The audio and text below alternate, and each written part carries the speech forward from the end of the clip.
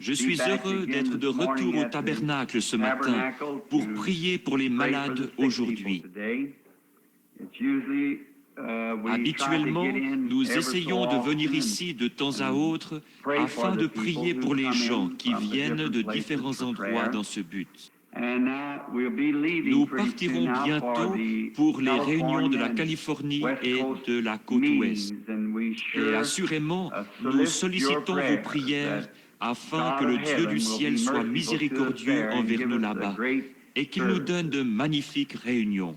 Je ne suis rentré qu'hier, en fait, hier soir tard.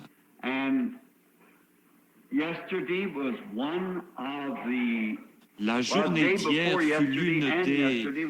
Eh bien, les journées d'avant-hier et d'hier furent parmi les plus mémorables de ma vie. Je sais qu'il y a au moins 2 ou 3 personnes dans ce bâtiment qui ont été témoins de la venue du Seigneur hier. Et d'une grande et merveilleuse chose qui s'est produite. Je n'ai pas le temps de vous raconter cela ce matin, mais peut-être que dimanche matin prochain, avant que nous partions, je pourrai le faire pendant le message. Si le Seigneur le veut, je viendrai au moins pour prier pour les malades dimanche matin. Nous voulons partir vers midi, si possible, pour les réunions de San José, à San José en Californie. Et si vous connaissez des gens qui habitent là-bas sur la côte ouest, nous croyons que ce sera peut-être le moment que j'ai tant attendu, l'heure de ce changement dans mon ministère qui doit venir. Et c'est tellement proche que je croyais que cela allait se produire hier. Et je crois que cela ne va pas tarder maintenant, et ce sera bien au-delà de tout ce que nous avons vu ou entendu jusqu'à présent. Maintenant, souvenez-vous, c'est ainsi dit le Seigneur, mes amis. Nous nous attendons donc à cela à tout moment. Et nous devons tenir la réunion sur le champ de foire. Je crois que c'est juste, n'est-ce pas, Jean? Au champ de foire à San José en Californie. Et il y aura des réunions pendant 10 jours, du 20 au 29, à San José. Souvenez-vous donc de nous dans la prière. Il nous reste maintenant, si nous sortons à l'heure, environ 1h30. Nous allons donc commencer notre réunion au cours de laquelle nous prierons pour les malades et apporterons la parole. Et j'ai choisi de parler ce matin d'un court passage de l'Écriture qu'on trouve à 2 endroits dans la Bible. Mais avant, inclinons nos têtes juste un moment pour prier.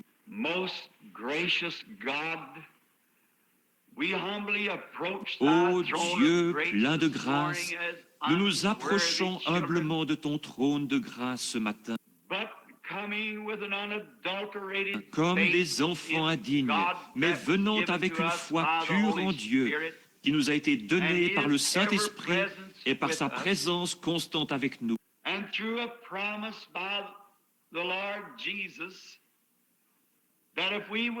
Et avec cette promesse du Seigneur Jésus, que si nous venions humblement demander quelque chose en son nom, notre requête serait accordée. Par conséquent, nous ne voulons pas relever nos mérites, car nous n'en avons aucun.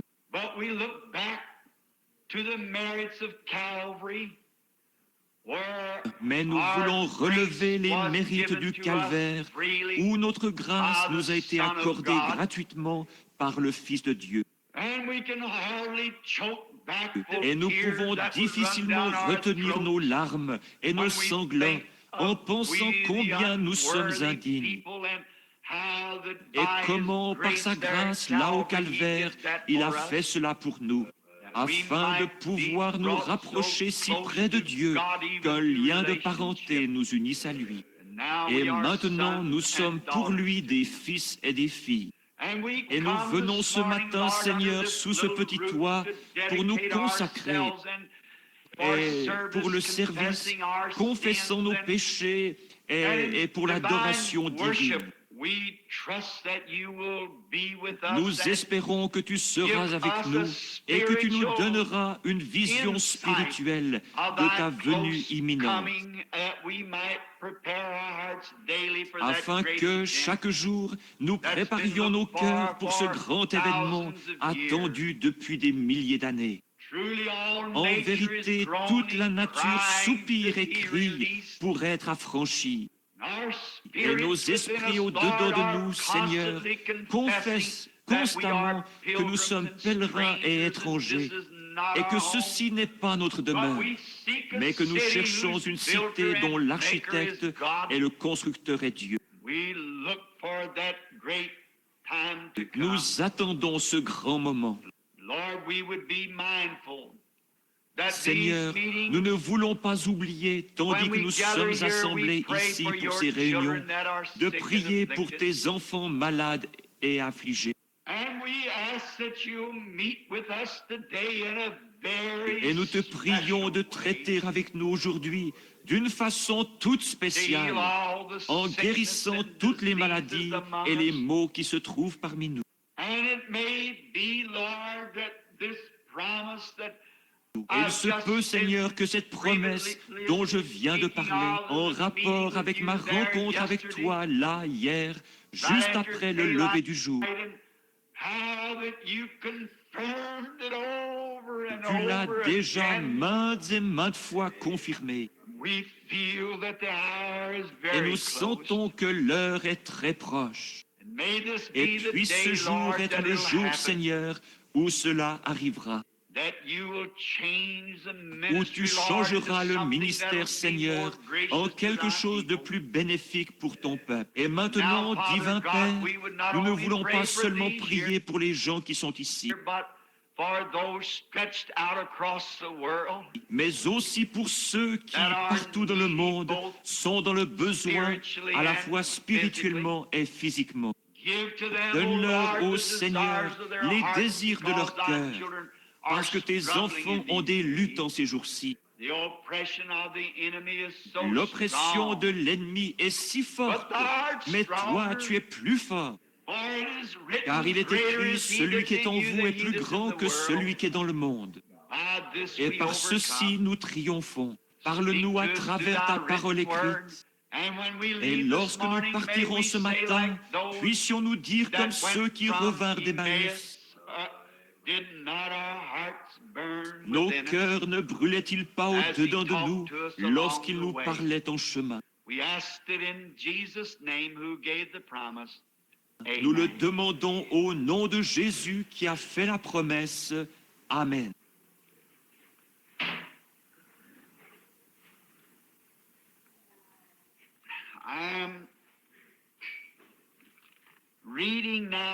Je lis maintenant à deux endroits dans le livre de la Genèse.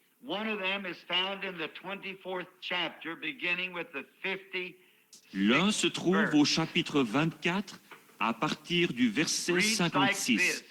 Voici ce que nous y lisons. Il leur répondit, « Ne me retardez pas, puisque l'Éternel a fait réussir mon voyage. Laissez-moi partir et que j'aille vers mon Seigneur. » Alors ils répondirent, « Appelons la jeune fille et consultons-la. »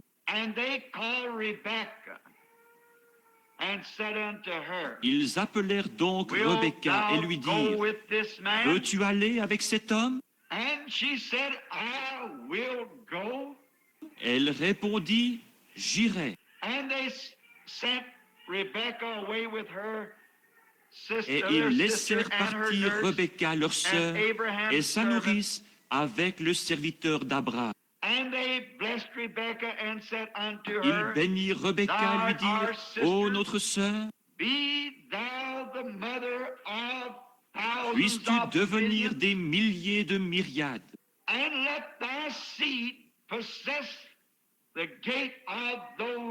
et que ta postérité possède la porte de ses ennemis. » Et dans Genèse 22, verset 15, nous lisons, L'ange de l'Éternel appela une seconde fois Abraham des cieux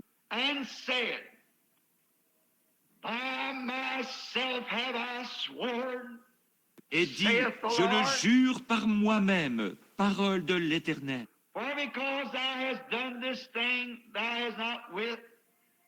Parce que tu as fait cela et que tu n'as pas refusé ton fils, ton unique, je te bénirai et je multiplierai ta postérité comme les étoiles du ciel et comme le sable qui est sur le bord de la mer. Et ta postérité possédera la porte de ses ennemis.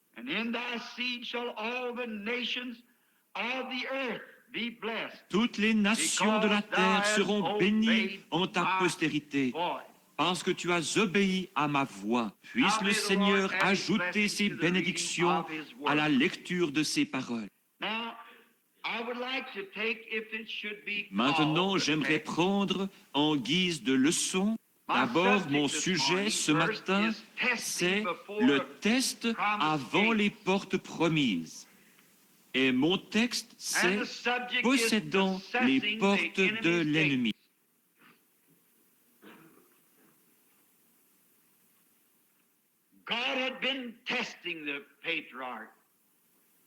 Dieu avait testé le patriarche parce qu'il lui avait fait une promesse.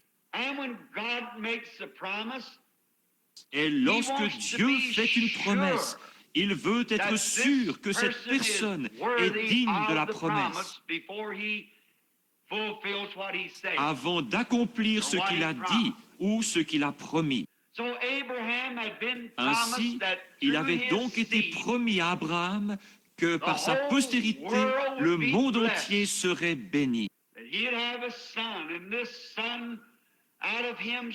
Qu'il aurait un fils et que de ce fils sortirait une semence qui bénirait la terre entière. Et Abraham avait 75 ans lorsque la promesse lui fut donnée. Et Sarah, sa femme, en avait 65. Mais la Bible nous dit qu'Abraham ne douta point par incrédulité au sujet de la promesse de Dieu, mais qu'il fut fortifié, donnant la louange à Dieu. Et Dieu l'avait testé maintes et maintes fois. Mais voici qu'il en était arrivé au test final avant la bénédiction. Et il en va de même pour toute la semence d'Abraham.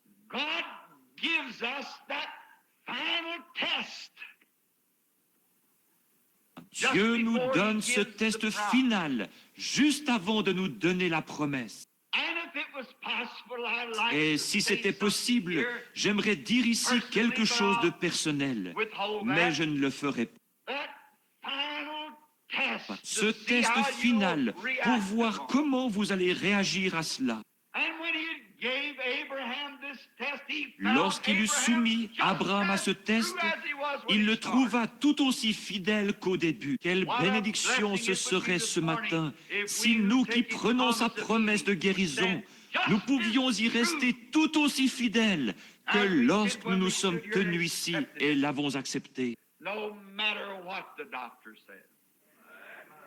Quoi que le médecin dise, que nous y restions tout aussi fidèles. Et lorsqu'il fit ceci, qu'il ne refusa pas son fils unique, mais qu'il était sur le point d'enfoncer le couteau dans la poitrine d'Isaac pour détruire son témoignage. Il avait témoigné partout, à tous ceux qu'il connaissait, qu'il allait avoir ce fils. Et lorsque ce fils arriva, il lui fut demandé de retourner à son point de départ, en détruisant son seul espoir de voir s'accomplir son témoignage. Et lorsque Dieu vit qu'il était fidèle à cette foi qu'il avait en Dieu, Dieu regarda du ciel et dit,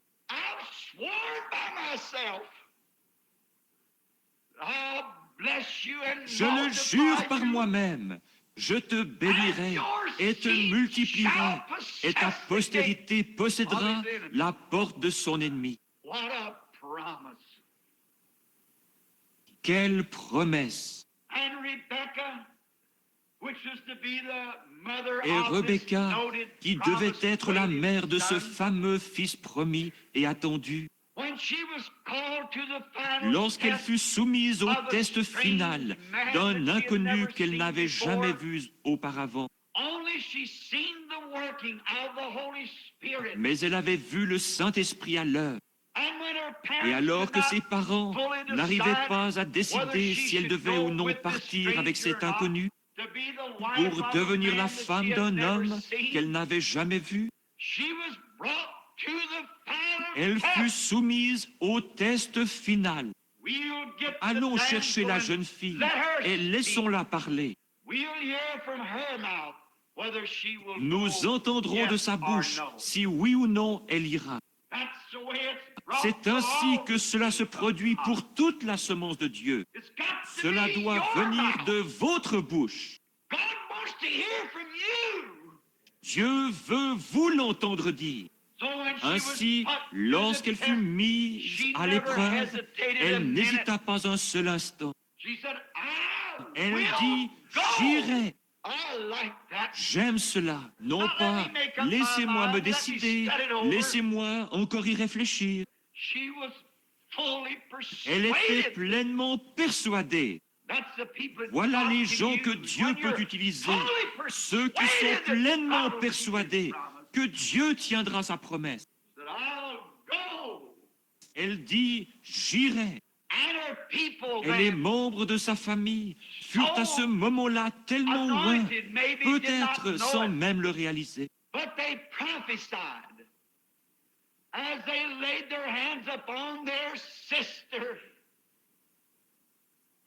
Ils prophétisèrent en imposant les mains à leur sœur, à leur fille, cette ravissante jeune fille juive, tandis qu'ils la faisaient monter sur le chameau pour l'envoyer dans un pays étranger, parmi un peuple étranger. Mais il y avait quelque chose sur eux, car ils dirent que ta postérité possède la porte de son ennemi.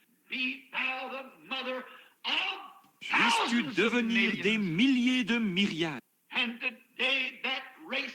Et aujourd'hui, cette race de gens, le peuple de Dieu, est disséminée d'un océan à l'autre à travers la terre entière. Dans cette résurrection, ils seront comme les étoiles du ciel, comme ces lumières brillantes prennent leur position quand elles traversent le ciel.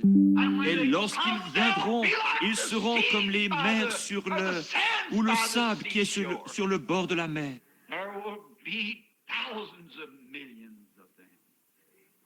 Il y en aura des milliers de myriades. Ta postérité possédera la porte de son ennemi. C'est la promesse de Dieu donnée sous serment, la semence d'Abraham. Et par son Saint-Esprit, étant donné que la mère devait être une partie du Fils aussi, en ce qu'il participe à la chair, alors le Saint-Esprit, opérant à travers ces gens, dit que ta semence possède la porte de l'ennemi. Puis Dieu jura qu'il posséderait la porte de l'ennemi. Alors, dans quelle position cela place-t-il l'Église du Dieu vivant? Nous sommes la semence d'Abraham, car étant morts en Christ, nous revêtons la semence d'Abraham, et nous sommes héritiers avec lui en vertu de cette même promesse donnée sous serment.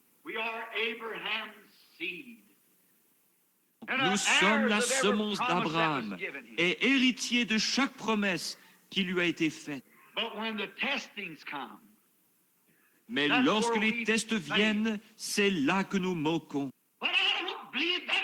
Mais je ne crois pas que la véritable semence d'Abraham faillira.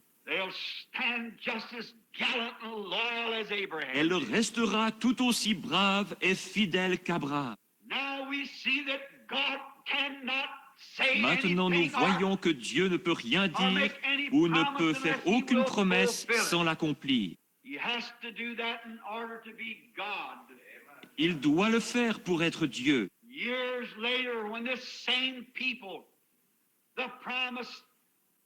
Des années plus tard, lorsque ce même peuple, le peuple promis, la semence d'Abraham, était en route vers une terre promise,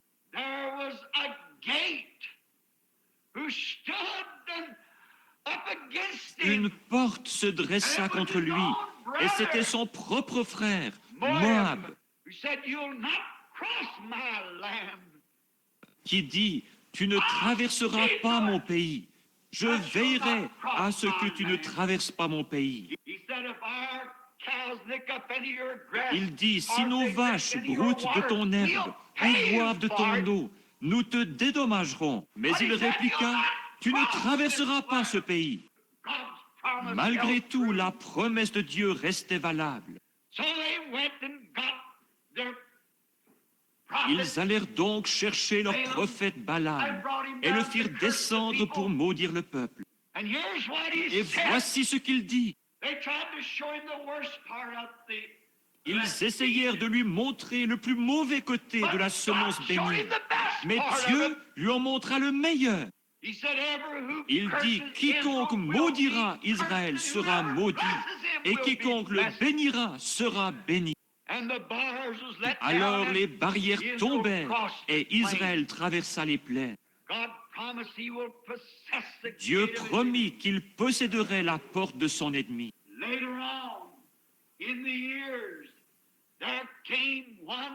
Plusieurs années après, il y en eut un du nom de Daniel qui se trouvait dans la lignée de cette semence royale et dans la lignée des promesses, parce qu'il était la semence d'Abraham.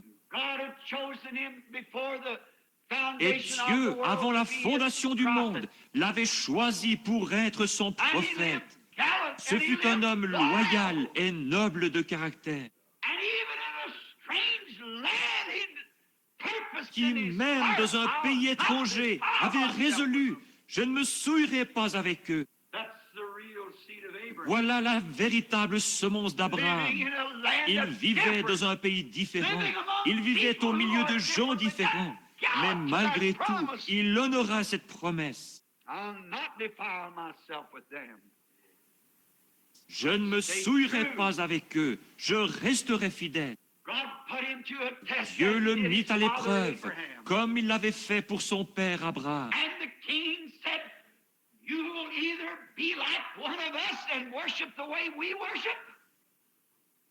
Et le roi dit, « Ou tu es des nôtres et tu adores comme nous, ou je te jette dans une fosse pleine de lions affamés. » Daniel, comme Abraham son père, dit, « Tu peux me jeter dans la fosse aux lions, mais je ne me prosternerai devant aucune de tes statues. Je n'accepterai pas ta religion formaliste. Je resterai fidèle à Jéhovah. » Et c'est alors que vint l'épreuve de force. Le roi tint sa promesse et il prit le prophète, ou plutôt le fit emmener et jeter dans la fosse aux lions. Et lorsque les lions, l'ennemi de Daniel, s'élancèrent vers le prophète, Dieu tint sa promesse. Il posséda la porte de son ennemi. Dieu plaça un ange là, devant ces lions, et s'empara de la porte. Dieu tient sa promesse. Il possédera la porte de son ennemi. Dieu l'a dit. Et puis, il y en avait 3 autres là-bas qui avaient fait le vœu de rester fidèles à la cause et qui étaient vraiment la semence d'Abraham. Et c'était Shadrach, Meshach et Abednego. Et eux aussi furent mis à l'épreuve. On leur dit, si vous ne vous prosternez pas au son de la harpe et au son de la trompette, si vous ne vous inclinez pas devant notre religion et ne laissez pas de côté ces choses pour lesquelles vous prenez position, Et vous êtes dans l'erreur de toute façon. Votre religion ne vaut pas mieux que celle des autres. N'entendons-nous pas cela sans cesse? Mais la religion de Jésus-Christ est différente. La puissance de sa résurrection est différente. Nous sommes un peuple différent, un peuple particulier, un sacerdoce royal. Dieu fait la différence. Mais lorsqu'ils leur dirent, « Il vous faudra être des nôtres », Shadrach, Meshach et Abednego n'auraient pas vu d'objection à ce que ceux-là deviennent des leurs. Mais que eux se joignent à ces étrangers, jamais. Ils ajoutèrent, si vous ne le faites pas, il y a ici une porte qui mène à une fournaise. Nous pouvons l'ouvrir pour vous jeter dans la fournaise. Et alors vous regretterez de ne pas vous être joints à nous. Ils se souvinrent de la promesse. Ils les emmenèrent tambour battant à la fournaise ardente. Et lorsqu'ils ouvrirent la porte et les jetèrent dans les flammes, leur ennemi qui les aurait consumés, ils possédèrent les portes de leur ennemi. Dieu envoya son Fils dans ces flammes de feu, et il refroidit les braises et conversa avec eux pendant qu'ils s'y trouvaient. La promesse de Dieu resta immuable. Ils possédèrent la porte de l'ennemi. Mis à l'épreuve d'abord, ils possédèrent ensuite la porte de l'ennemi. N'est-ce pas Jésus qui a fait la promesse? Si vous scandalisez un de ces petits, il vaudrait mieux pour vous qu'on suspendît à votre cou une meule de moulin et qu'on vous jetât au fond de la mer. Ne soyez pas une occasion de chute pour ces petits qui croient en moi. Et voici les signes qui accompagneront ceux qui croient en moi. Il a fait une distinction. Il a montré qui croyait vraiment et qui ne croyait pas. Il y a toujours trois groupes de gens. L'incroyant, le soi-disant croyant et le croyant. Mais Dieu a une façon de démontrer qui est un croyant. Le croyant s'appuie fermement sur ce que Dieu a déclaré être la vérité. Oui.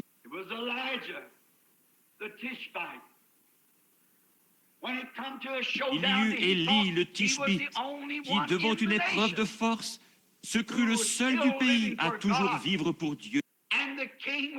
Et le roi allait lui faire subir une épreuve. Il le persécutait. Et cette petite reine, au visage fardé, du nom de Jézabel, le menaça de mort. Quand il en arriva à l'épreuve de force, Élie posséda les portes de son ennemi et ramena toute la nation à Dieu. Dieu tient sa promesse.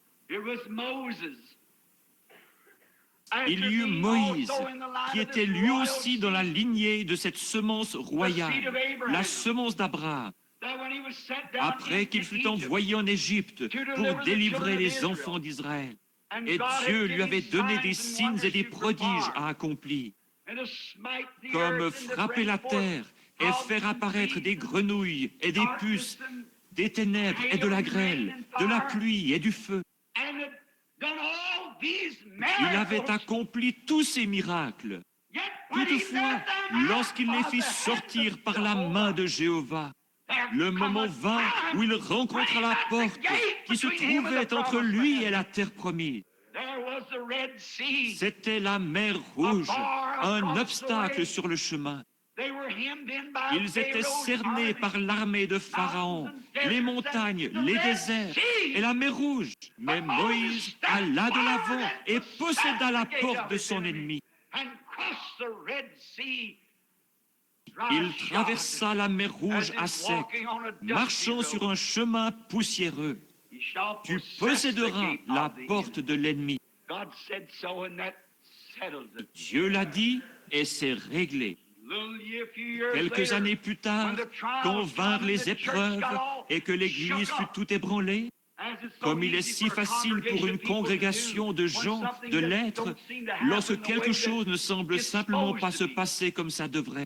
C'est Dieu qui fait en sorte qu'il en soit ainsi.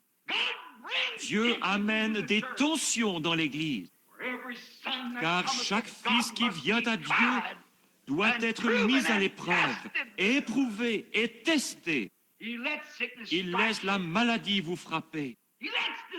Il laisse des maux venir sur vous pour vous tester et pour vous éprouver, afin de montrer au monde que vous êtes vraiment la semence d'Abraham.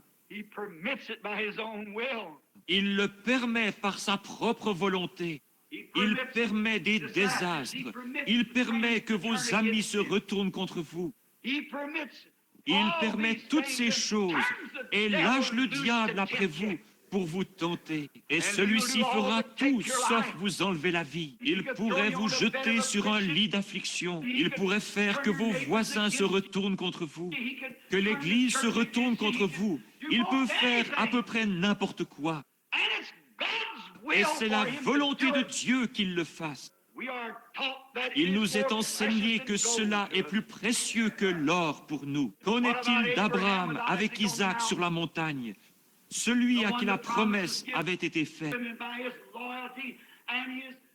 Et c'est par sa loyauté, sa connaissance et sa foi en Jéhovah. C'est à cause de cela, et rien que pour cela, que Dieu abaissa son regard et dit: sa semence possédera les portes. J'ai juré par moi-même que je ferais ces choses. Il n'y en avait pas de plus grand par lequel il puisse jurer. Ainsi, il a juré par lui-même. Or, s'il laissa Abraham être testé jusqu'à ce point final, il doit vous tester et me tester jusqu'à ce moment final. Ce moment de décision où il n'y a plus rien autour de vous, que vous devez vous tenir là tout seul. Alléluia, c'est cela. Tenez-vous seul. Avancez-vous là et dites: même s'il me tue, je lui ferai confiance. Voilà la semence d'Abraham. Voilà celui qui fait la promesse. Peu importe ce que les autres disent et ce que les autres font. Moi et ma maison, nous servirons Dieu. Si tous les autres disent ce qu'ils expérimentent n'a rien de sérieux, ce n'est que de l'exaltation. Moi et ma maison, nous servirons Dieu. Et j'aimerais dire ici, à l'instar de Paul, je sers le Dieu de nos pères, selon la voie qu'ils appellent une secte. Même si des mauvaises langues entrent dans l'Église, même si des gens tordent les choses, et même si toutes sortes de faux prophètes et toutes sortes de choses entrent dans l'Église parmi les gens et dans le voisinage et tout le reste.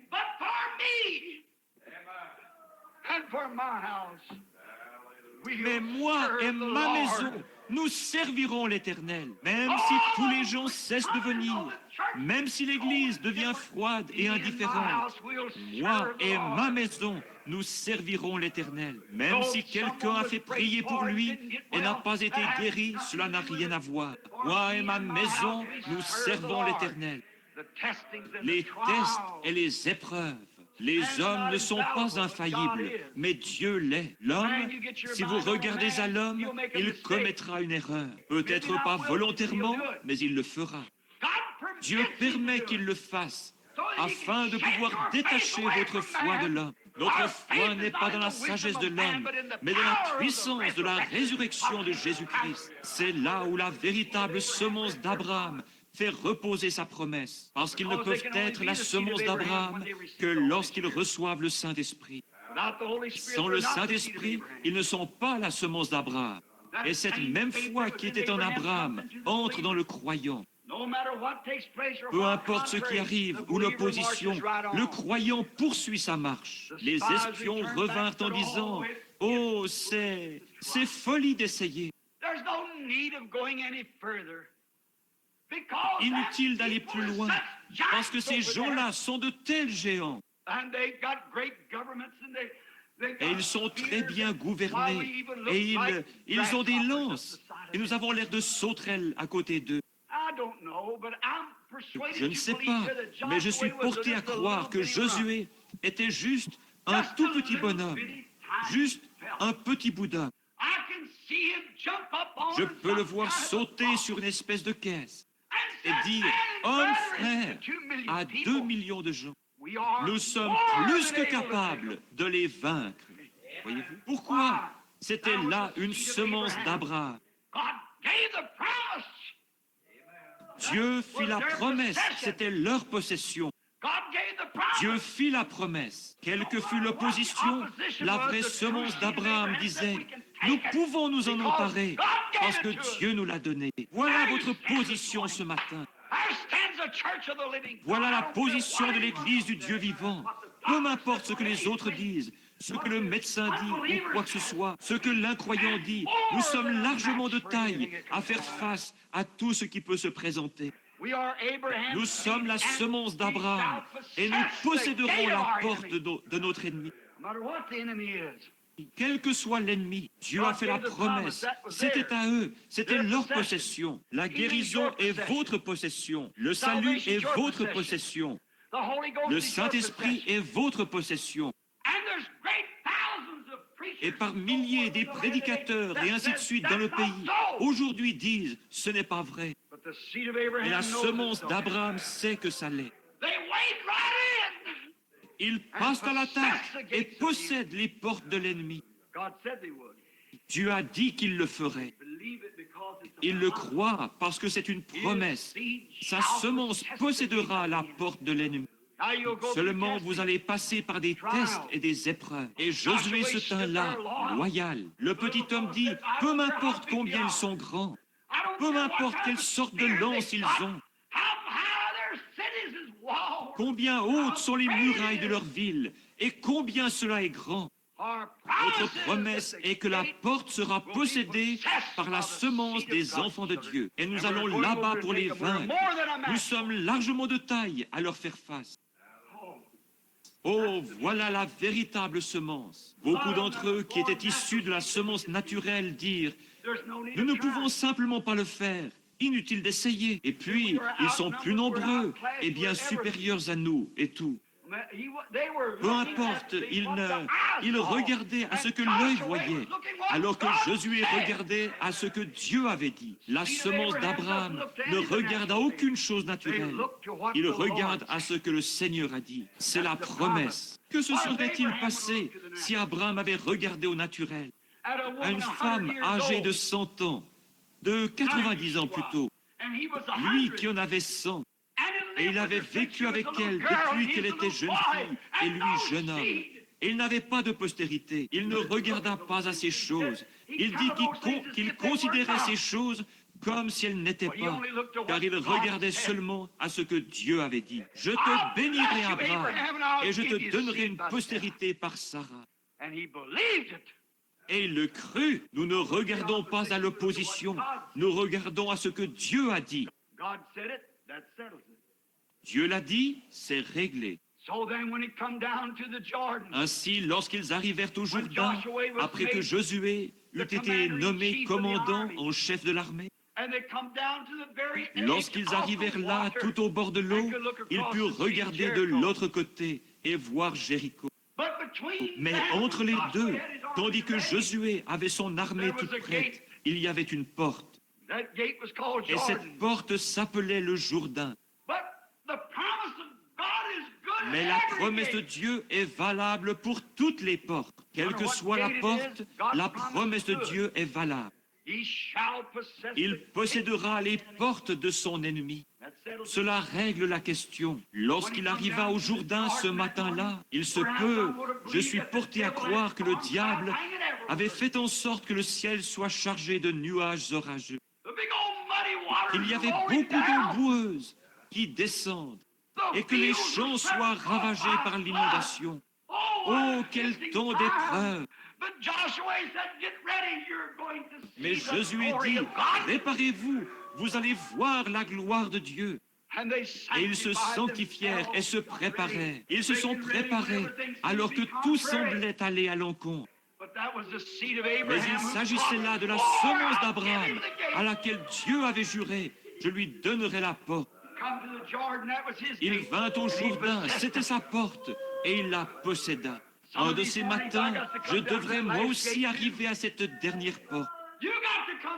Vous devrez arriver au Jourdain. Et la semence d'Abraham possédera la porte. Quelle qu'elle soit, vous posséderez la porte de tous les ennemis. Tous ces hommes étaient de grands hommes. Ils moururent dans l'exercice de leurs fonctions. Mais finalement, un jour, à Bethléem en Judée, naquit la semence royale, dont toutes les autres n'étaient que des ombres. La semence royale naquit, non pas d'un homme, mais il naquit par une vierge, avec dans ses veines la puissance de vaincre la mort et l'enfer. Dieu fit une promesse. Un simple homme n'aurait pas pu le faire. Mais si Dieu fait une promesse, il est encore le même Dieu qu'il était il y a quelques instants avec Abraham. Jéhovah Jireh, le Seigneur pourvoira du moyen de s'emparer de la porte. Comment allons-nous le faire? Josué mourut, Moïse mourut, et les autres moururent. Mais Dieu dit, il possédera la porte de son ennemi. Comment va-t-il posséder la mort? Il a une façon de faire les choses. Il possédera la porte de son ennemi. La semence royale naquit. Il fut tenté en toutes choses comme nous. Tout comme vous devez être tentés, il en fut de même pour lui. Lorsqu'il reçut le Saint-Esprit, le diable l'emmena rapidement au désert pour y être tenté, pendant 40 jours et 40 nuits. Et lorsqu'il en sortit, et à sa mort, ils enfoncèrent des clous dans ses mains et lui crachèrent au visage. Il passa à travers chaque maladie, mais lorsqu'il était ici sur terre, il prouva qu'il pouvait vaincre la maladie. Lorsque la belle-mère de Pierre était au lit, atteinte de paralysie, il toucha sa main et la fièvre la quitta. Lorsque le lépreux cria à la porte, « Impur, impur, si tu le veux, tu peux me guérir. » Il dit, « Je le veux, sois guéri. » Il triompha et prit la porte de la lèpre. Il s'empara de la porte des fièvres. Il fit que toute la nature lui obéisse. Il était la semence d'Abraham, la semence royale. C'est à lui que la promesse avait été faite.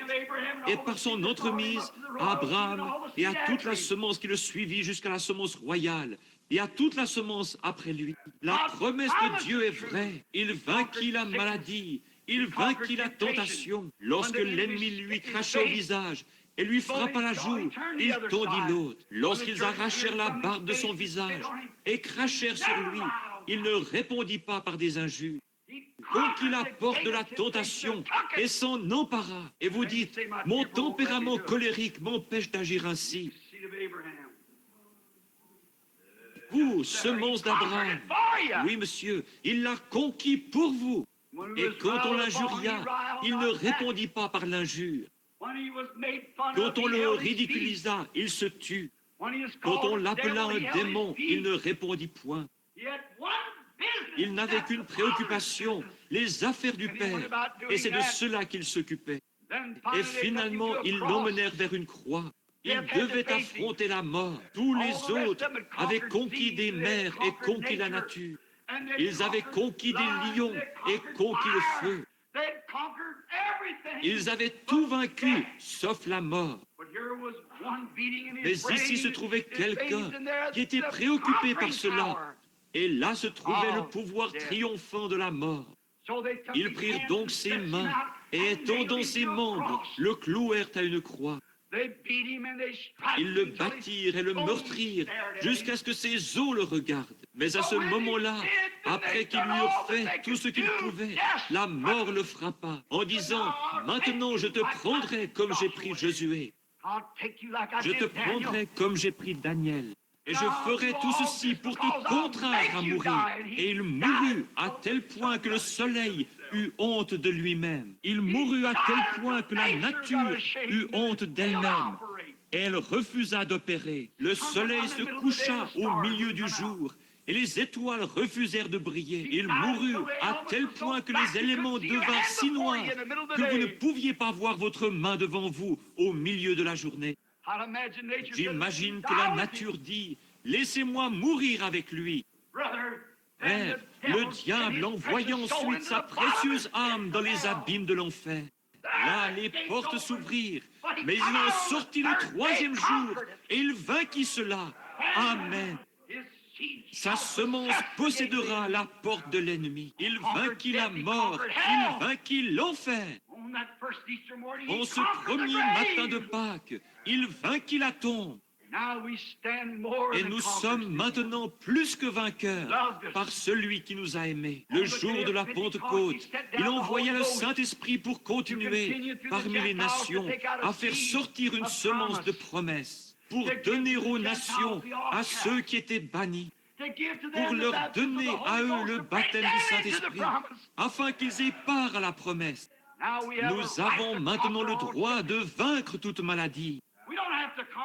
Nous n'avons pas à la vaincre, elle est déjà vaincue. Nous n'avons qu'à réclamer la promesse et à nous en emparer. C'est déjà conquis. La mort est vaincue, l'enfer est vaincu, la maladie est vaincue, la tentation est vaincue.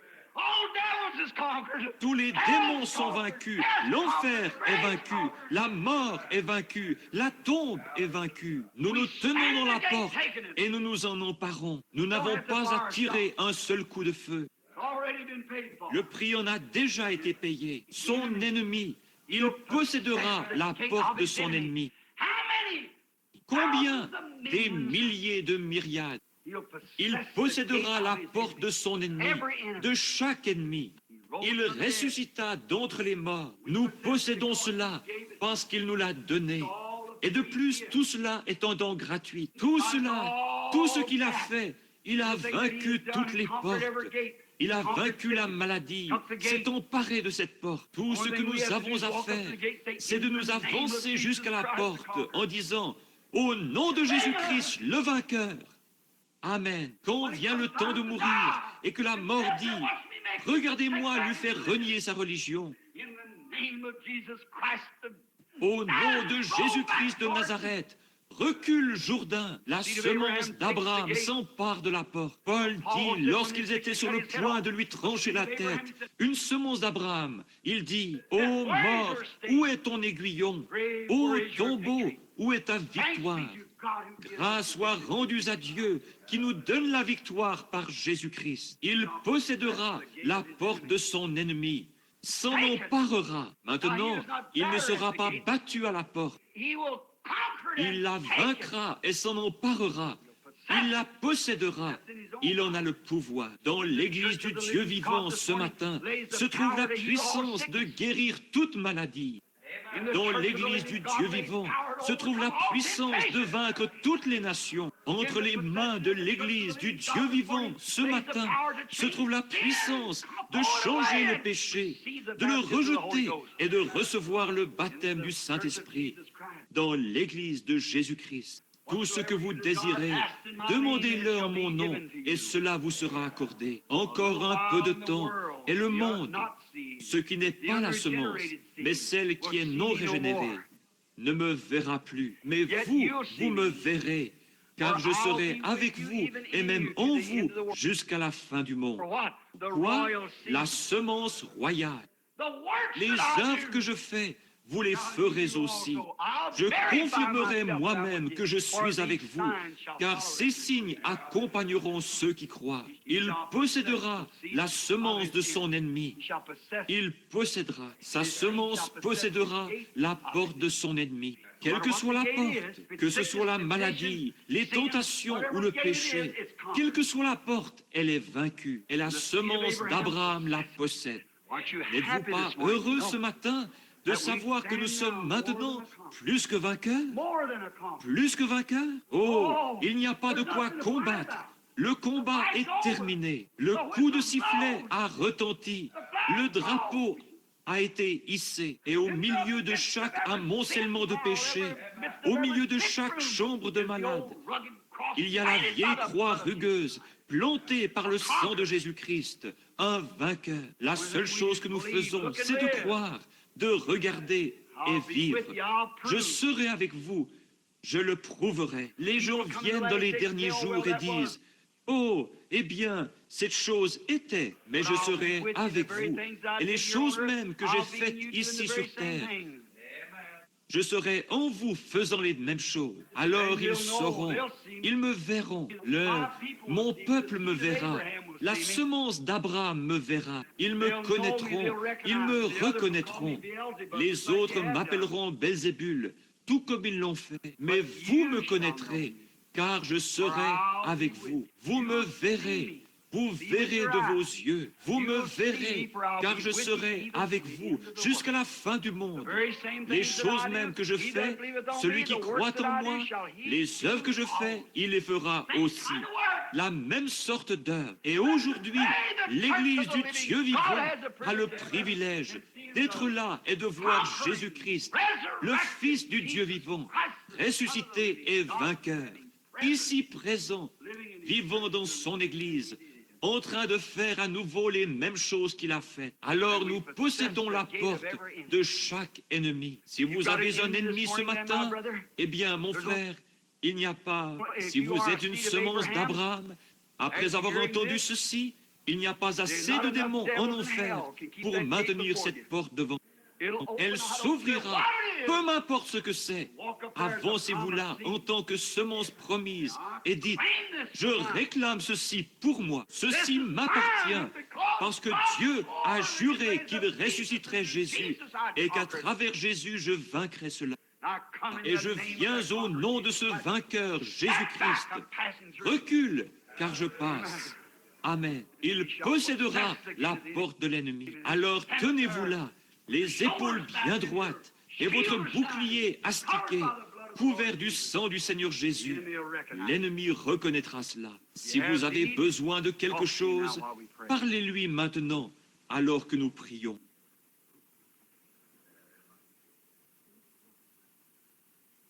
Et vous qui êtes ici ce matin, tandis que vos têtes sont inclinées, si vous avez un besoin, voulez-vous simplement lever la main vers Jésus et le lui exprimer dans votre cœur? Dans votre cœur, dites, Seigneur, tu connais mon besoin. Maintenant, j'ai entendu dire ce matin, et c'est la Bible, il possédera la porte de l'ennemi. Je viens pour posséder la porte. Peut-être que j'ai un tempérament colérique. Peut-être que j'ai besoin du Saint-Esprit, que le péché m'a complètement lié. J'ai un besoin, mais je viens à la porte maintenant. Je vais m'en emparer ce matin, m'emparer de ma porte. Ainsi, écarte-toi, car je passe. Seigneur béni, tu as vu toutes ces mains et tu sais que ceci est ta parole, Seigneur. Je n'ai fait que la citer, montrant comment tout au long des Écritures, les personnages de la Bible vainquirent des royaumes, exercèrent la justice, éteignirent le feu, l'ardeur du feu, échappèrent aux tranchants de l'épée, fermèrent la gueule des lions. Et oh, comment leurs femmes âgées recouvrèrent leur mort par la résurrection. Et plusieurs choses encore, parce que tu l'as promis, c'est ta promesse. Sa semence, ta semence, Abraham, possédera la porte de l'ennemi, et tu tiens ta promesse. Maintenant, donne-leur, Seigneur, le désir de leur cœur. Puissent-ils partir d'ici changés, puissent-ils repartir en sachant qu'ils sont vainqueurs, parce que la semence royale a vaincu pour eux. Lorsque le roi vint, né d'une vierge, il vainquit tous les ennemis, même la mort. Ainsi la mort même ne peut pas effrayer la semence d'Abraham. Nous avons la promesse que nous hériterons la terre et que nous reviendrons d'une façon plus glorieuse dans un corps glorifié, quand le dernier ennemi aura été mis sous les pieds du dernier enfant de Dieu qui restera et qui entrera dans le royaume. Si de ceux qui ont levé les mains levées, certains sont des pécheurs, Seigneur, sauve-les. Ceux qui sont en train de rétrograder, fais-leur savoir qu'ils n'ont pas besoin de demeurer rétrogrades, qu'ils peuvent posséder cette porte de rétrogradation. Cette personne qui a soit un tempérament colérique, une langue qui tient des propos vulgaires et grossiers, ou bien un cœur qui convoite, ou est avide d'argent, ou de choses impures. Fais-lui savoir qu'elle peut posséder cette porte. Peut-être s'agit-il de maladie, Seigneur, d'affliction. Ils peuvent posséder cette porte, car il fut blessé pour nos transgressions, brisé pour notre iniquité. Le châtiment qui nous donne la paix est tombé sur lui, et par ses meurtrissures, nous avons été guéris. Nous sommes vainqueurs ce matin. Accorde-le, Seigneur. Et en plus de toute cette grande œuvre qu'il a accomplie, il est avec nous. C'est ce qu'il avait promis. Encore un peu de temps, et le monde ne me verra plus. Mais vous me verrez, car je serai avec vous, et même en vous, jusqu'à la fin de l'âge. Je te prie, Père, de te faire connaître à chacun ce matin, car nous le demandons au nom de Jésus. Amen.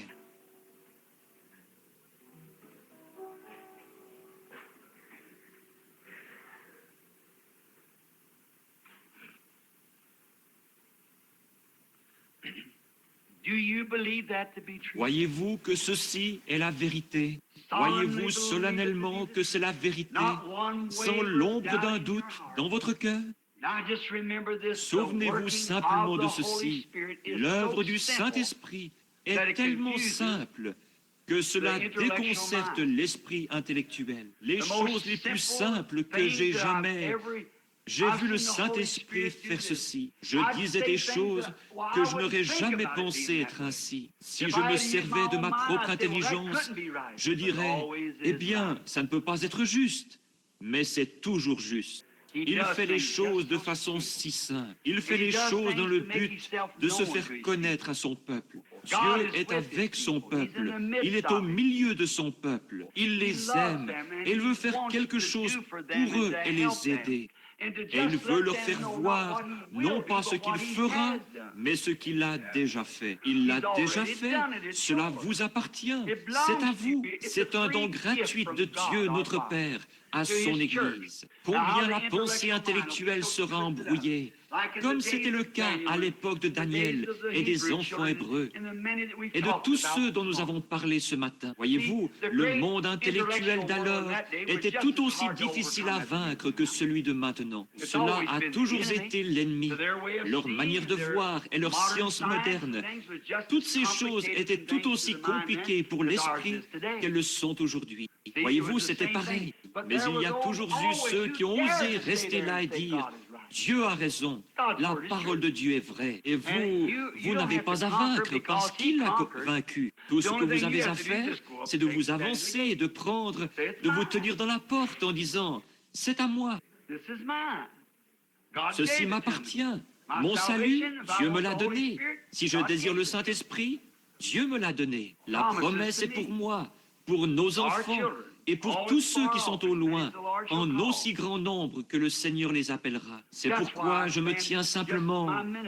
Ce ministère de discernement que j'exerce se terminera bientôt. Oh, il sera toujours là, mais ceci se terminera bientôt, parce qu'il y aura quelque chose de plus grand. Voyez-vous, cela va en progressant. Cela débuta en prenant la main et passa au discernement. Et maintenant, c'est sur le point d'en produire un autre. Voyez-vous, le voyez-vous? Observez cela et sachez que c'est véridique. Voyez-vous, je sais que c'est la vérité, et cela ira en grandissant, en s'élevant, en s'améliorant. Certainement, c'est qu'il l'a promis, et ce qu'il promet, il le fait. Il ne peut manquer à sa promesse. Et qu'est-ce? Sa présence perpétuelle avec nous. afin de vous faire savoir qu'il s'est emparé de la porte pour vous. Il était la semence royale.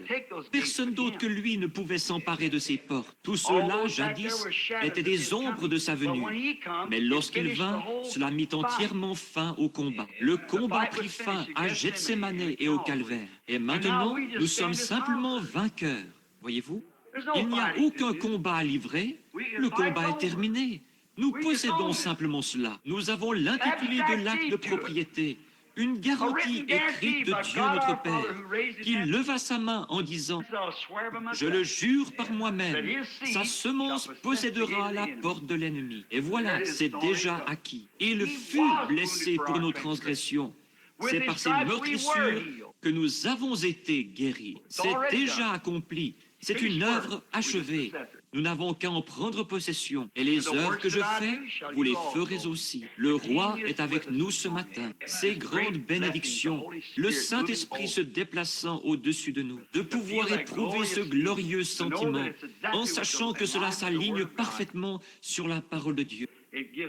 Quel merveilleux réconfort pour nous de savoir que Dieu est notre Père. À présent, je crois, a-t-il distribué des cartes de prière ce matin?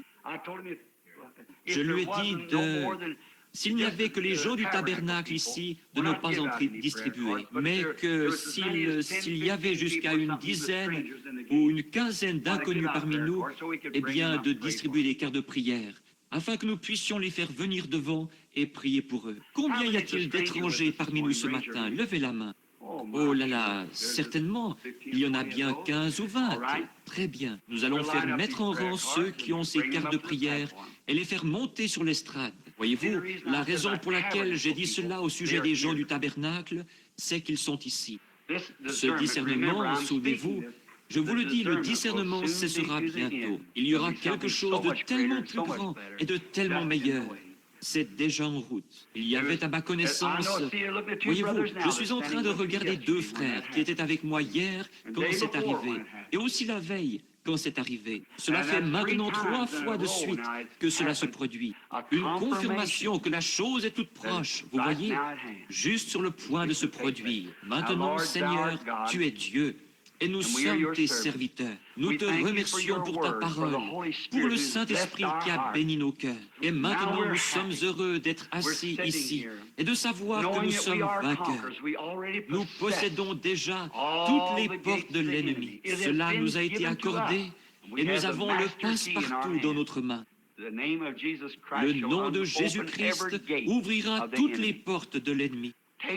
Prenez cette clé, la clé du nom de Jésus, et ouvrez chaque porte que l'ennemi a placée devant vous pour vous empêcher d'accéder aux promesses. Et, ô Dieu, ce matin, nous venons au nom de Jésus avec cette clé afin d'ouvrir les portes pour les malades et les affligés. Car il est écrit dans sa parole, « En mon nom, ils chasseront les démons, ils parleront de nouvelles langues, et s'ils saisissent des serpents ou boivent quelques breuvages mortels, cela ne leur fera point de mal. Ils imposeront les mains aux malades et ils seront guéris. » Nous savons que ces choses sont vraies.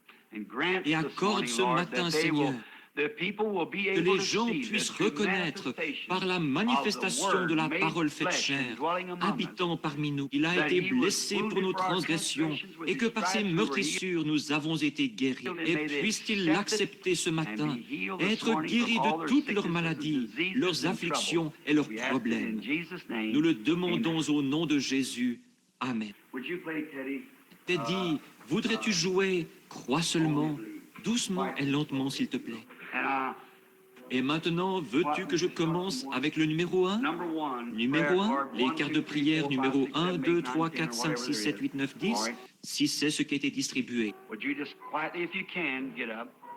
Très bien. Si vous pouvez vous lever, voulez-vous tranquillement venir de ce côté-ci?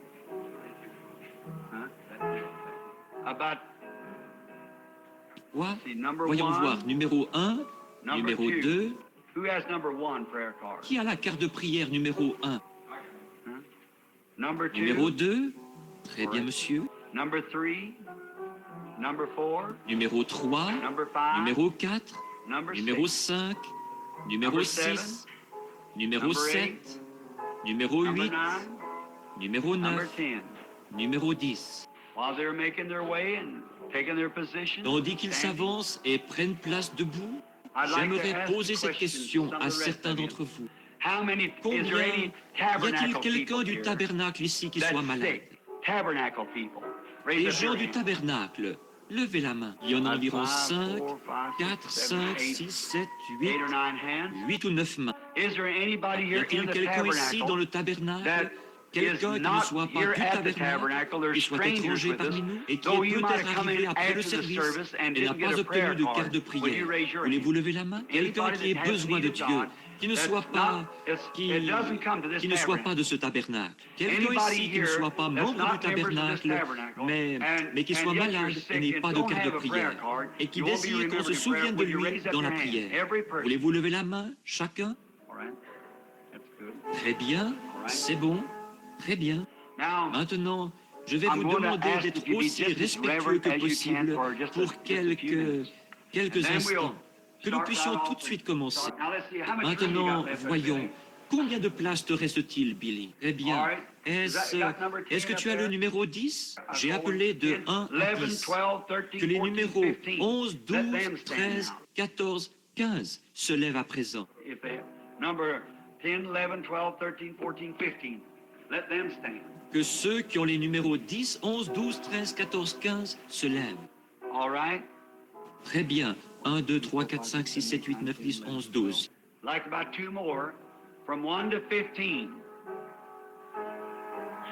Il en manque encore 2, de 1 à 15. 15, 15, 16, 17, 18, 19, 20. 20.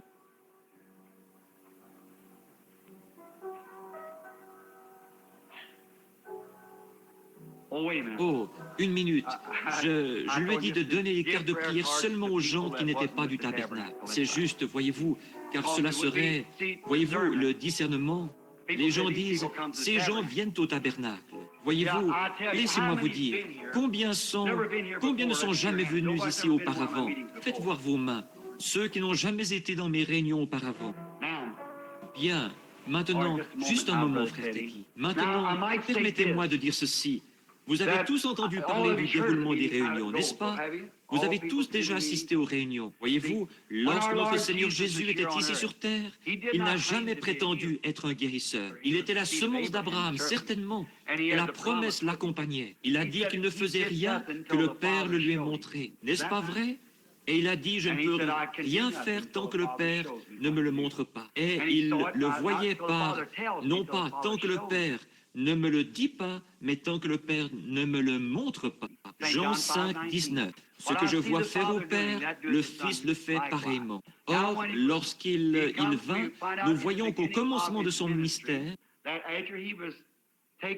après avoir pris le siège de David, spirituellement parlant, quand le Saint-Esprit vint sur lui au baptême de Jean, il devint le Messie loin.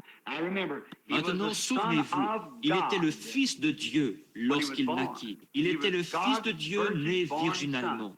Mais il devint le Messie lorsque le Saint-Esprit vint sur lui. Car Messie signifie loin. Voyez-vous, il fut loin lorsque le Saint-Esprit vint sur lui. Vous m'avez entendu prêcher l'agneau et la colombe. Alors nous voyons qu'il... Après ces 40 jours de tentation, il sortit. Comment son ministère commença-t-il? Et comment finit-il? Nous voyons qu'au cours de son ministère, il y eut un homme s'appelant André, qui alla trouver son frère Simon, un pêcheur, et le conduisit vers Jésus. Et Jésus lui dit, tu t'appelles Simon. Le nom de ton père est Jonas. Désormais, tu seras appelé Pierre, ce qui signifie petite pierre. Vous vous souvenez de cela? Et cet homme fut frappé d'étonnement devant ce que Jésus lui avait dit. Or, le Messie, était-il censé faire cela? Combien le savent? Dites Amen. Il devait être le Dieu prophète. Oui, monsieur. Moïse dit, l'Éternel ton Dieu suscitera un prophète comme moi. Si quelqu'un n'écoute pas ce prophète, celui-là sera retranché du milieu du peuple.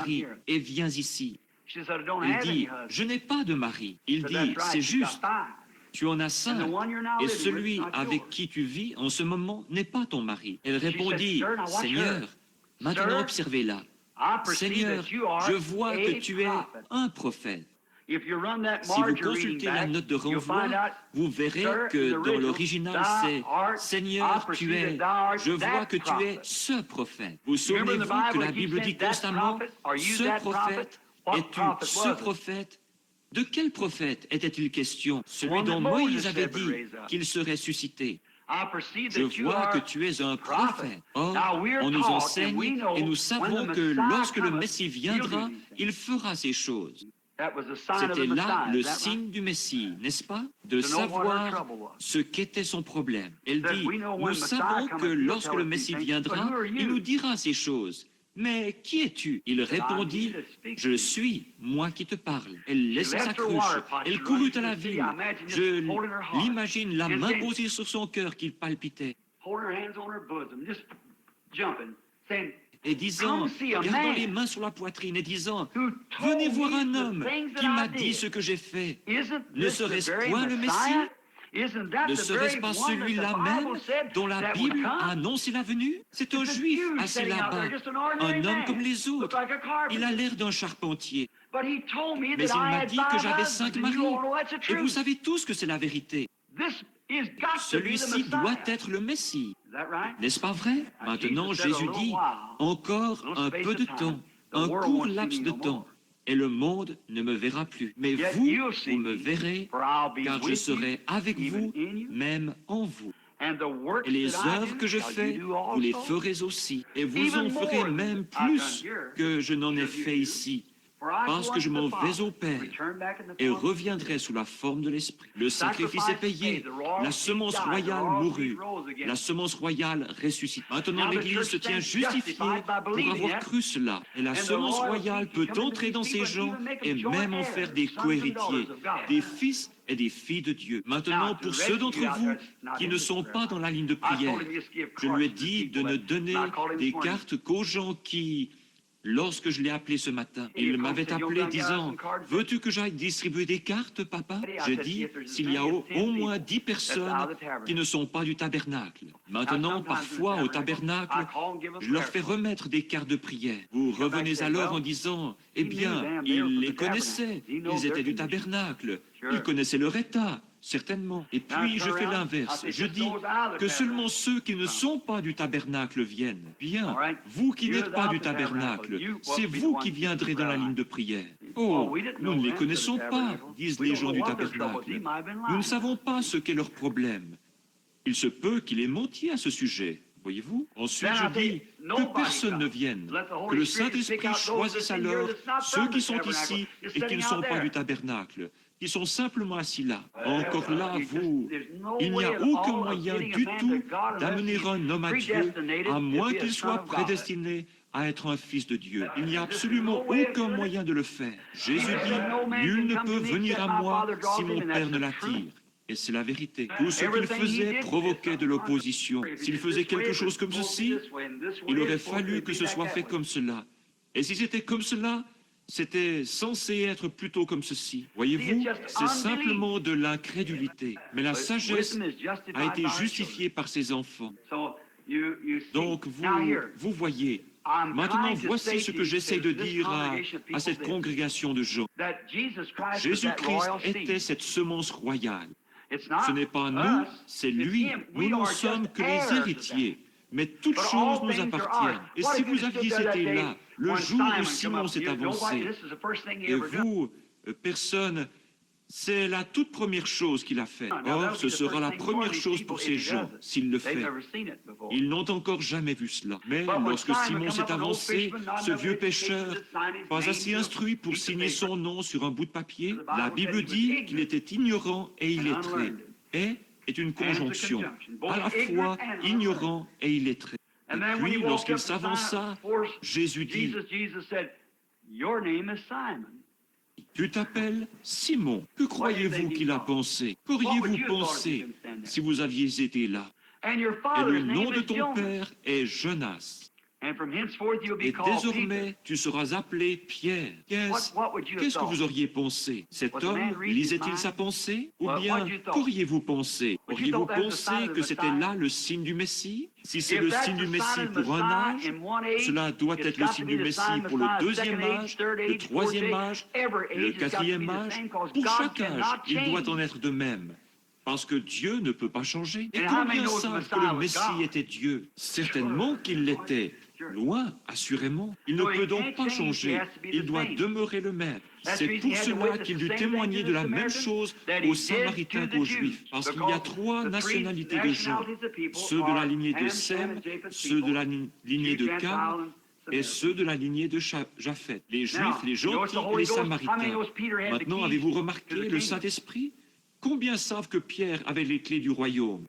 Avez-vous remarqué qu'il l'ouvrit aux Juifs le jour de la Pentecôte? Philippe alla prêcher aux Samaritains et les baptisa au nom de Jésus-Christ. Mais le Saint-Esprit n'était pas encore venu sur eux. Ils durent envoyer chercher Pierre, qui leur imposa les mains, et le reçurent le Saint-Esprit.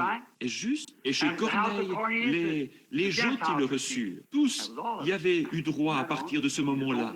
C'est simplement ouvert à tous maintenant. Ça y est, voyez-vous, il devait l'ouvrir. Dieu a sa façon de faire les choses. Maintenant, ce matin, si celui qui a fait la promesse a la semence, et si la semence est ici, je veux croire que chacun de vous en fait partie. Si la semence est assise ici, sûrement que la semence verra la promesse. Maintenant, toutes les personnes qui se tiennent debout ici ont levé la main pour montrer qu'elles n'avaient encore jamais assisté à ces réunions. Elles me sont inconnues, je n'en connais pas une seule. Elles sont simplement venues ici, et il y a quelques minutes, Billy leur a donné une carte de prière, elles se tiennent ici. Vous êtes aussi nombreux dans la salle à avoir levé la main pour indiquer que vous n'aviez pas de carte de prière, et que vous étiez des étrangers ici. Cela n'a rien à voir. Croyez simplement que vous êtes héritiers de cette promesse. Croyez seulement que par ces meurtrissures, vous avez été guéris. Et croyez-le de tout votre cœur. Et regardez-le. Ce don ne consiste qu'à se soumettre à lui, c'est tout. Je ne dis rien, c'est lui qui parle. Et s'il s'agit de son esprit de prophétie, le prophète a toujours dit le « ainsi dit le Seigneur ». C'était toujours juste. Et il n'est pas question de doctrine, parce que cela devra s'aligner parfaitement sur la Bible. S'il s'agit de Dieu, Dieu ne peut dire quelque chose pour ensuite revenir là-dessus et le modifier. Cela doit toujours rester pareil. Maintenant, vous, dans l'auditoire, croyez avec tout ce qui est en vous, croyez. Maintenant, ne bougez plus. Restez bien tranquillement assis maintenant, chacun, aussi lentement et aussi doucement que tu le peux. Il se trouve ce matin que la première personne qui se tient ici est un homme. Maintenant, nous allons prendre ce passage de l'Écriture. Maintenant, voyez-vous dans quelle position je me trouve? Combien peuvent le comprendre? Ici se tiennent des hommes et des femmes que je n'ai jamais vus de ma vie. Ils n'ont même jamais assisté à une de mes réunions. Et vous voyez dans quelle position ils se trouvent. Ils ne savent pas ce qui va arriver, et moi non. Mais Dieu l'a promis. Abraham ne savait pas ce qui allait arriver quand il sortit le couteau pour tuer Isaac. Mais Dieu lui avait fait la promesse. Cela réglait le problème. Il l'avait reçu comme quelqu'un d'entre les morts, sachant qu'il était capable de le ressusciter des morts. Est-ce juste? Alors cela règle la question. Maintenant, il y a ici près de moi un homme que je n'ai jamais vu et dont je ne sais rien. Nous sommes étrangers l'un à l'autre. Nous ne nous connaissons pas. Dieu nous connaît tous les deux. Maintenant, par un don divin, si je peux simplement par un don, or ces dons sont innés, prédestinés par Dieu avant la fondation du monde. Combien savent cela? Je n'ai rien eu à faire pour avoir ce don. Dieu en a décidé ainsi. Ce n'est pas moi qui l'ai choisi, c'est lui qui l'a choisi. Voyez-vous? Comme les prophètes de l'Ancien Testament et les autres, ils étaient prédestinés à le faire, à faire ceci. Maintenant, si cet homme est malade, je ne pourrai pas le guérir. Si cet homme a besoin de quelque chose, que je puisse l'aider ou pas, dépendra de la nature de son besoin. Peut-être que s'il s'agissait de quelque chose comme d'un petit quelque chose pour lequel je pourrais lui venir en aide, bien sûr, je le ferai volontiers. Peut-être qu'il a un tempérament colérique. Peut-être qu'il n'est même pas un chrétien. Peut-être qu'il est un chrétien. Peut-être est-il un imposteur. Je ne sais pas. Et si c'était juste une attaque sournoise? Quelqu'un qui s'est glissé ici, puis s'est avancé en simulant quelque chose. Regardez alors ce qui va se passer. Voyez-vous, regardez ce qui va arriver. Voyez-vous, je ne sais pas. Mais vous voyez, alors que vous vous tenez ici, vous pouvez être rassurés. Sachant que Dieu a fait une promesse, est que Dieu tient sa promesse. Et puis, si Dieu tient maintenant sa promesse pour les gens qui sont debout ici, alors combien dans l'auditoire vont le croire de tout leur cœur? Vous allez le croire de tout votre cœur. Alors croyez simplement. Maintenant, voyons, prenons un passage de l'Écriture. Simon-Pierre vint vers le Seigneur Jésus. Quand il arriva devant le Seigneur Jésus, le Seigneur Jésus lui dit qui il était et lui dit des choses qui concernaient sa vie. Eh bien, le même Jésus vit aujourd'hui. Croyez-vous qu'il est ressuscité des morts? Croyez-vous que cet esprit du Messie vit effectivement dans l'Église aujourd'hui, tout comme il l'a toujours fait? Très bien. Maintenant, vous, dans l'auditoire, qui n'avez pas de carte de prière, regardez ici et dites, Seigneur, bien sûr, il n'y a pas de carte de prière dans l'auditoire, puisque j'ai tous leurs détenteurs debout ici. Vous, dans l'auditoire, dites, Seigneur, touche-moi. Voyez ce qui se produira. Maintenant, monsieur, s'il existait un seul moyen pour moi de vous aider, je le ferai. Voyez-vous, nous sommes simplement des inconnus et je vous rencontre pour la première fois. Mais je suis responsable en tant que ministre de dire la vérité et d'être un témoin de Jésus-Christ. Et maintenant, je ne veux pas que vous me disiez quoi que ce soit. Je veux simplement que vous me répondiez en disant si oui ou non c'est vrai.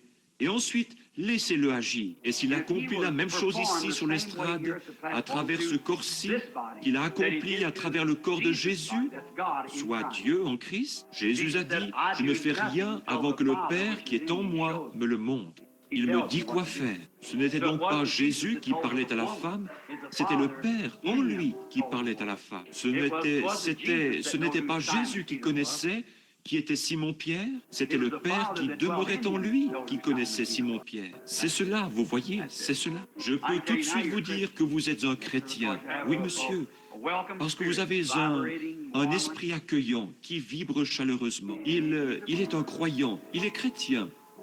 Et vous souffrez de nervosité, ce qui vous cause des ennuis gastriques. Est-ce exact? Voyez-vous, eh bien, c'était... Comment pouvais-je savoir cela? De quelle façon aurais-je bien pu savoir cela? Nous ne nous sommes jamais vus auparavant. C'est vrai, n'est-ce pas? Peut-être qu'il vous dira autre chose vous concernant. Je vais vous dire, voici quelque chose. Je vois une femme près de vous. Elle est avec vous, c'est votre femme. Elle aussi a besoin d'aide. Oui, monsieur, vous croyez que Dieu peut me dire ce qui ne va pas chez votre femme? Très bien, monsieur. Elle souffre du cœur, de complications. C'est juste, n'est-ce pas? Elle est également nerveuse. Oui, monsieur. Or, vous n'êtes pas de cette ville. Vous retournez par ce chemin-là lorsque vous rentrez chez vous à Cincinnati. C'est juste. Vous êtes de Cincinnati, Ohio. Votre nom est Milliken. Allez, rentrez chez vous, soyez guéris. Le Seigneur vous bénira et vous serez guéris, vous et votre femme. Que Dieu vous bénisse. Venez, monsieur. Croyez-vous? Ayez seulement la foi, ne doutez pas. Maintenant, soyez très respectueux, tout le monde, soyez très respectueux et restez tranquille. Voyez-vous, le Saint-Esprit est tellement timide. Combien savent cela? Le Saint-Esprit est vraiment très timide. Voyez-vous, la moindre interruption le dérange.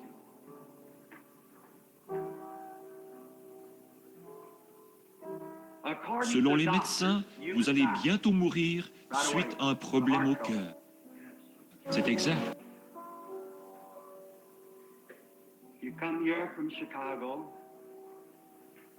Vous êtes venu de Chicago, Monsieur Mosley. Votre prénom est Théodore. Vous croyez Dieu? Alors rentrez chez vous et vivez. Au nom de Jésus-Christ et soyez guéris. Que Dieu vous bénisse.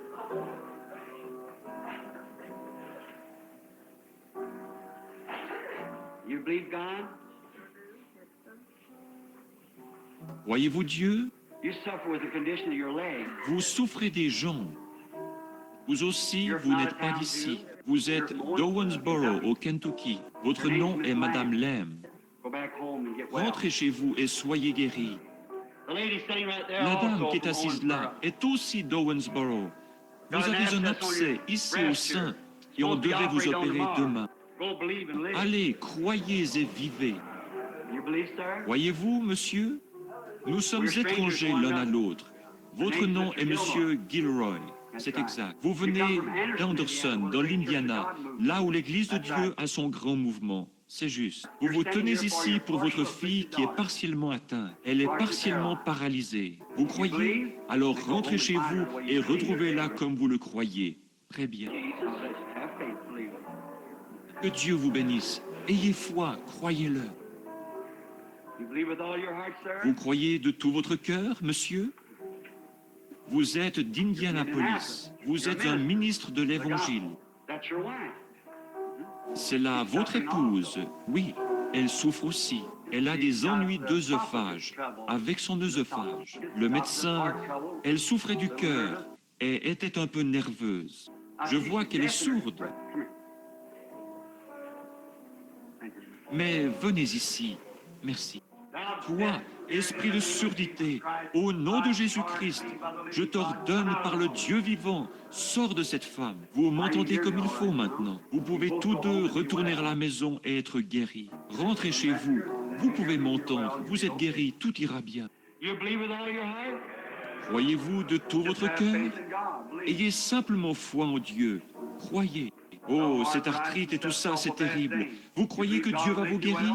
Alors descendez par là et rentrez chez vous en louant son nom, disant « Merci, cher Seigneur Jésus ». La raison pour laquelle j'ai saisi cela si rapidement, c'est que cette femme-ci souffrait de la même chose, d'arthrite. Et vous croyez que Dieu va vous guérir? Très bien, monsieur. Alors descendez simplement par là et dites « Merci, Seigneur Jésus ». Et rentrez chez vous. Très bien, sœur. Allez, repartez et croyez que cette raideur dans vos genoux ici et vos problèmes cardiaques et ainsi de suite. Retournez chez vous en disant « Merci Seigneur Jésus » et soyez guéris.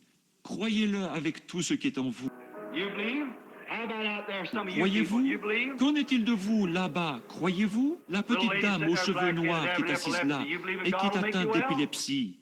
Croyez-vous que Dieu va vous guérir? L'acceptez-vous? Très bien, si vous l'acceptez, il le fera. Il y a un prédicateur assis ici. Vous désirez une marche plus rapprochée avec Dieu, n'est-ce pas, monsieur? Vous croyez que Dieu le fera pour vous? Levez la main et dites « Je l'accepte ». Bon, cette dame assise là, qui vient de baisser la main, a un problème spirituel auquel elle est en train de penser. C'est exact. Here's a little lady here wondering if she's going to have her Voici une baby. dame ici qui se demande si elle va avoir son bébé. C'est exact. Vous avez déjà assisté à une de mes réunions et je vous ai promis par Dieu un bébé, n'est-ce pas? Très bien. Alors rentrez chez vous et ayez-le. Ne vous inquiétez plus à ce sujet. Voyez-vous de tout votre cœur, vous tous? Chacun de vous croit? The seed of La Abraham shall semence possess d'Abraham the gate. possédera la porte de l'ennemi. Êtes-vous la semence d'Abraham par Jésus-Christ? Levez vos mains si vous l'êtes. Alors posez vos mains sur votre voisin, l'un sur l'autre. Posez vos mains les uns sur les autres. Possédez la porte maintenant. Elle est à vous. Elle vous appartient. La prière de la foi sauvera les malades. Dieu les relèvera. Très bien. Priez à votre manière. Priez de la façon dont vous le faites dans votre église. Priez pour les gens qui sont avec vous. Posez tout simplement vos mains les uns sur les autres et priez. Lord Jesus, Seigneur Jésus, nous venons dans ce glorieux et tout-puissant nom de la semence royale, the seed of Abraham who was de la semence d'Abraham, him on qui lui fut the promis mountain sur cette montagne where you où tu avais provided a pourvu d'un lamb agneau. and put Et that tu plaças lamb cet in the agneau dans wilderness. cet endroit désert. C'est Something quelque chose de mysterious, mystérieux, same as you did exactement those comme tu l'as squirrels fait avec ces écureuils hier. I pray, oh Lord God, that you Je te send prie, ô power Seigneur of faith. Dieu, d'envoyer de la puissance, de la foi et de laisser Let every chaque seed, semence. I know they Je will, sais Lord, qu'ils le because you feront, said parce que the tu as dit seed of la Abraham. semence d'Abraham. Et s'il y en a ici qui ont prétendu être la semence et qui ne sont pas la semence, pardonne-leur d'avoir eu cette intention ou d'avoir prétendu cela. Et puisse le Saint-Esprit, en ce moment même, embraser leur âme d'une foi vivante. Que le Saint-Esprit descende dans chaque cœur et guérisse tout le monde ici. Ils ont leurs mains les uns sur les autres. La semence royale a dit, ces signes accompagneront ceux qui auront cru. S'ils imposent les mains aux malades, ils seront guéris. Et celui qui a fait la promesse est ici présent. Prouvons lui-même qu'il est ici. Voilà la semence. Ils ont leurs mains posées les uns sur les autres. These signs shall Ces follow signes them that believe. accompagneront ceux qui auront cru. Puisse le Saint-Esprit couler à flot à travers chacune des mains et pénétrer le cœur des gens, leur corps, et guérir tous ceux qui sont dans cette divine présence. Accorde-le, Seigneur. Je réprime le diable, je réprime toute incrédulité, je réprime tout esprit infâme, je réprime tout imposteur. Je réprime tout ce qui est contraire à la parole de Dieu et que le Saint-Esprit prenne sa place dans le cœur des gens à l'instant, par la foi. Que toute maladie et toute affection quitte les gens au nom de Jésus-Christ. Amen. Maintenant, semence d'Abraham, vous êtes la lignée royale, vous êtes la promesse.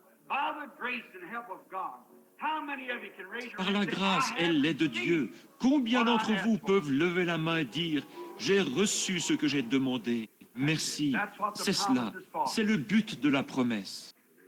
C'est pour cela que la promesse a été donnée, afin que vous soyez héritiers de toutes choses par Jésus-Christ qui vous a sauvés. Il vous a sauvés du péché, il vous a sauvés de la maladie, il vous a sauvés de la mort, il vous a sauvés de l'enfer. Il vous a sauvés de la tombe. Vous me direz, frère Branham, il nous faut tous descendre dans la tombe. Mais la tombe ne peut nous retenir. Il y est allé aussi, mais elle n'a pas pu le retenir. Bien sûr qu'elle ne peut pas le retenir. Mais, frère Branham, je suis tellement tenté. Il l'a été aussi, mais il vous a sauvés de la tentation. Ne nous induis pas en tentation, mais délivre-nous du mal. Voyez-vous, il l'a fait, c'est à vous. Tout vous appartient par Jésus-Christ. Il vous donne tout gratuitement. Il n'y a rien à payer, ni rien d'autre à faire. Cela vous appartient en ce moment même, simplement. N'en êtes-vous pas content? N'êtes-vous pas heureux à cause de lui? Grâce soit rendue à Dieu. Maintenant, il y aura réunion ce soir, juste ce soir, à 7h30. Je vais laisser le pasteur vous en parler. Bien, bien. Donc, dimanche matin prochain, si le bon Seigneur le veut, je reviendrai au tabernacle pour prier pour les malades ou faire quelque chose ainsi.